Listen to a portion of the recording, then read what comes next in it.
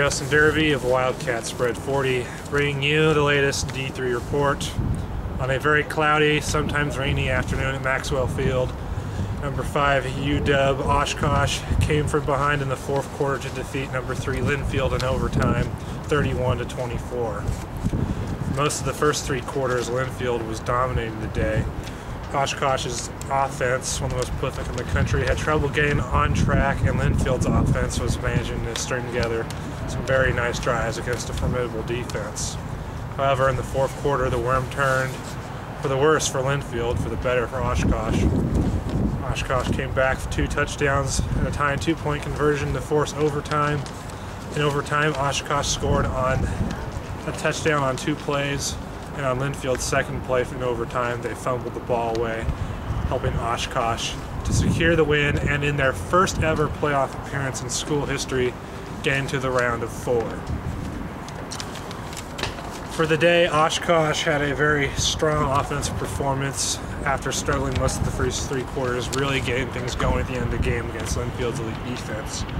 416 yards of offense, 179 rushing, 237 passing, only 1 turnover on the day, which is impressive considering how good Linfield's defense was at forcing turnovers in the playoffs. For Oshkosh, quarterback Nate Wera went 23 of 30 for 237 yards with 1 touchdown, no interceptions, had 16 carries for 15 yards and 2 touchdowns. Running back Cole Maera had 21 carries for 110 yards and a touchdown, and all-conference and possibly all-American wide receiver Caleb Voss had 7 receptions for 127 yards and a touchdown. For Linfield, offensively, most of the first 3 quarters, very, very strong performance, but at the end of the game, turnovers, penalties, everything just went wrong for Linfield's offense, which eventually led to their undoing.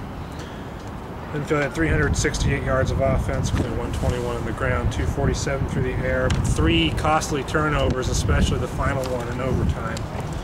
Mickey Inns went 20 of 33 for 247 yards with 1 touchdown and 2 interceptions. John Schaefer led the rushing attack with 61 yards on 16 carries, while Steven Naska had 41 yards and a touchdown and 9 carries.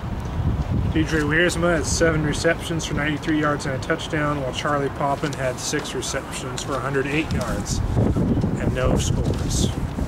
For Oshkosh, they improved to 13-0 on the season and will face the winner of the St. Thomas Hobart game for a chance to go to the national championship. For Linfield, the loss leaves them with an 11-1 record in 2012.